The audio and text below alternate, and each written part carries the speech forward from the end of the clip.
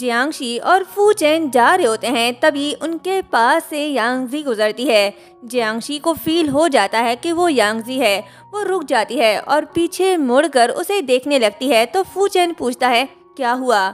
जियांगशी कहती है कि अभी जो लड़की गई मुझे लगा वो जियांगशी है, लेकिन मैं गलत हूँ। वो यहाँ कैसे हो सकती है? वो तो जेल में है। दोनों उसे इग्नोर करके चले जाते हैं। यांगजी वैनशिंग के पास जाती है और उसे अपना नाम बताती है। तो वैनशिंग उसे देखकर कहती है कि तुम यहाँ क्या करी हो?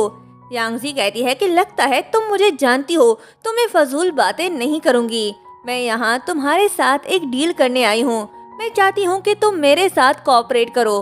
वैनशिंग कहती है कि कैसी डील? तुम क्या चाहती हो? यांगजी कहती है कि तुमने जो अभी कहा मैंने वो सब सुन लिया, लेकिन डरो नहीं, मैं फू चेन को कुछ नहीं बताऊंगी। मैं जानती हूँ तुम भी उनसे नफरत करती हो, तो चलो साथ मिलकर उन्हें मारते हैं।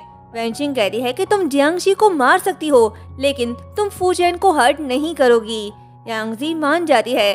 दोनों मिलकर एक प्लान बनाते हैं। नेक्स्ट डे फू चेन लेट नाइट तक काम कर रहा होता है। तो वैनशिंग उसके लिए कॉफी ले आती है और कहती है कि काफी लेट हो गया है, तुम अभी तक काम कर रहे हो।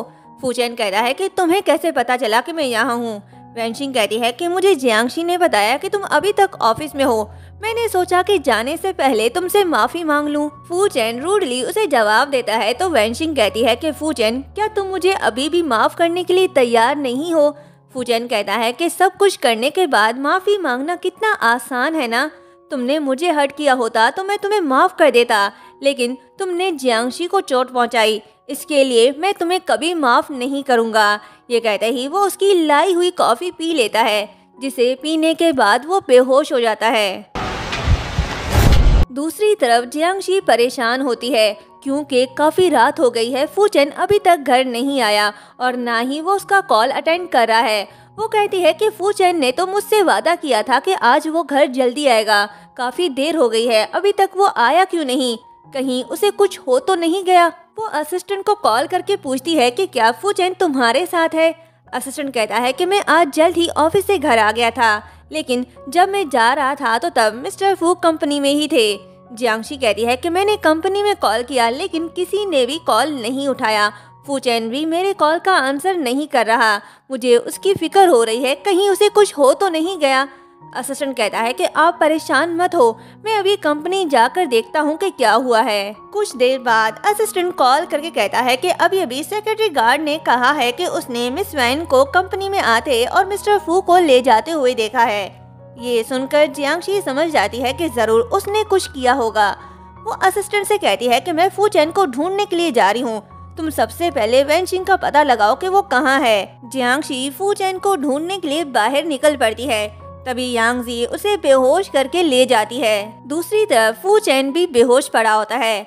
वैनशिंग उसके पास जाती है और कहती है कि अब तुम मेरे हाथ लगे हो, मैं तुम्हें अब कहीं जाने नहीं दूंगी। तभी फू चेन को होश आता है और कहता है कि वैनशिंग तुम सच में बहुत जिद्दी और पागल हो। वैनशिंग कहती है कि अगर तुमने और जियांगशी ने मिलकर मुझसे झूठ ना बोला होता तो मेरी फैमिली दिवालिया ना होती और ना ही मेरे डैड जेल में जाते। फू चेन कहता है कि पहले गलती तुम्हारी ही थी, तुमने ही हमें ये सब करने के लिए मजबूर किया था। वैनशिंग कहती है कि मेरी कोई गलती नहीं थी। फू चेन कहता है कि तुमने जियांगशी को सीढ़ियों से धक्का देकर गिरा दिया और हमारे बच्चे को भी मार डाला, अब भी कहती हो कि तुम्हारी कोई गलती नहीं थी। वैनशिंग कहती है कि उस वक्त जियांगशी बहुत लकी थी, लेकिन मुझे नहीं लगता कि इस बार उसकी किस्मत उसका साथ देगी। ये सुनकर फू चेन घबरा जाता है और कहता है कि तुम उसके साथ क्या करने वाली हो? अगर तुमने उसे हर्ट करने की कोशिश भी की तो मैं तुम्हें नहीं छोड़ूंगा। वैनशिंग कहती है कि इस बार तुम दोनों नहीं बच सकते। तभी असिस्टेंट आता है, उसे फू चेन से दूर करता है।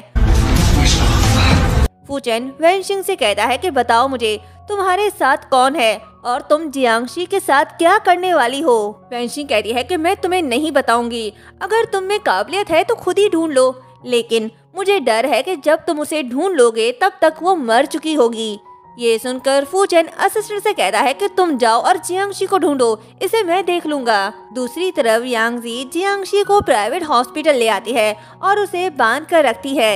जियांगशी को होश आता है तो वो अपने सामने यांगजी को देखकर डर जाती है और कहती है कि तुम यहाँ क्या करी हो। यांगजी कहती है कि तुमने मुझे यहाँ एक्सपेक्ट नहीं किया होगा ना, तुम यही सोच रही हो ना कि मैं यहाँ क्या कर रही हूँ, मुझे तो जेल में होना चाहिए था। जियांगशी कहती है कि प्लीज शांत हो जाओ, इस तरह तुम किसी भी प्रॉब्लम को सॉल्व नहीं कर सकती, हम आराम से बैठकर बात करते हैं। यांगजी कहती है कि बात करने का अब कोई फायदा नहीं, अब कुछ नहीं हो सकता। उस दिन मैं डैड के सेमेट्री गई और तुम्हारे पास से गुजरी, लेकिन तुमने मुझे पहचाना तक नहीं। लेकिन ये इम्पोर्टेंट नहीं है, जरूरी बात यह है कि वहाँ मैं वैनशिंग से मिली और फिर उसे अपने साथ कर लिया। ये सुनकर जियांगशी शॉक्ड हो जाती है और कहती है कि तुम वैनशिंग के साथ मिली हुई हो। यांगजी कहती है कि मुझे वैनशिंग ने बताया कि तुम अपने बच्चे से बहुत प्यार करती हो, तुम्हें मारने से पहले मुझे इस बच्चे को मारना होगा, तभी तुम्हें तकलीफ होगी। मैं कोई प्रोफेशनल नहीं हूँ, इसलिए इस काम के लिए मैंने प्रोफेशनल डॉक्टर ढूंढ लिया है। तभी डॉक्टर आता है, ये वही डॉक्टर है जिसके पास जियांगशी मंथली चेकअप के लिए जाया करती थी।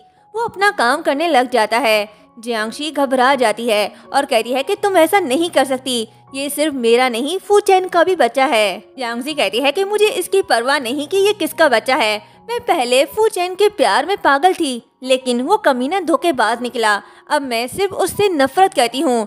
डॉक्टर इंजेक्शन रेडी कर रहा होता है। जियांगशी कहती है कि रुक जाओ, तुम जो करने जा रही हो उसका अंजाम भी तुम्हें पता है। यांगजी कहती है कि मुझे अंजाम से अब कोई डर नहीं लगता, मेरे पास अब खोने के लिए कुछ भी नहीं है, मैं सिर्फ तुम्हें और फूचेन को बर्बाद करना चाहती हूँ, इसके लिए मुझे चाहे कुछ भी सहना पड़े मुझे मंजूर है। जियांगशी कहती है कि तुम ऐसा नहीं कर सकती, अगर तुमने मेरे बच्चे को हर्ट करने की कोशिश की तो मैं तुम्हें नहीं छोड़ूंगी। ये सुनकर यांगजी हंसती है और कहती है कि देखो खुद को, इस हालत में भी तुम मुझे धमकी दे रही हो।